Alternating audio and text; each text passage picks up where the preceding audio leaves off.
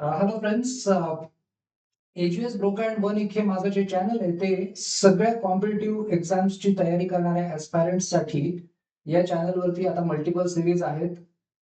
MPSC state services किंवा UPSC मध्ये जो 600 मार्काचा जो एसे आहे तो कसा लिहावा हे न सांगता ऍक्च्युली एसेच लिहून दाखवलेला आहे, so that you can come to know what kind of vocabulary we need to use, what kind of long lasting impression we can create. So एक सॅम्पल एसे आहे प्लस 2 एसेस 400 मार्क्सचे त्याच सिरीज मध्ये आहेत. Apart from that there is a series which is Word Power Made Easy by Norman Lewis, जी प्रत्येक competitive exam साठी वापरल्या जाऊ शकते किंवा इफेक्टिव्हली वापरता येते. Be it MBA, MPSC, UPSC, banking, SSC, staff selection और whatever exam that you are appearing for. Right.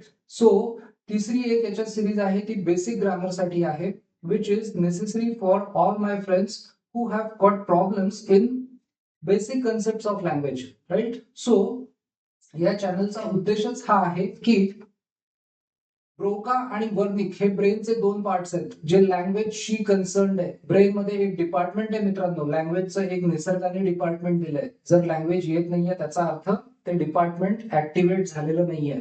So आपल्याला ब्रोका हा जो पार्ट आहे आणि वर्निक हे जे दोन पार्ट आहेत हे एकमेकांना पूरक असं काम करतात. राईट. सो एक पार्ट जो आहे तो लँग्वेज समजण्याचं काम करतो आणि दुसरा जो पार्ट आहे तो बोलण्यासाठी मदत करतो. सो जितका तुमचा ब्रोका स्ट्रॉंग असेल तितकं वर्निंग स्ट्रॉंग होईल.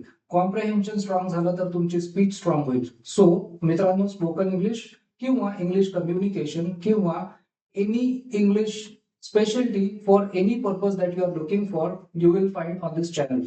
एस्पेशली एमपीएससी ची आता राज्यसेवेची मेन्स आहे.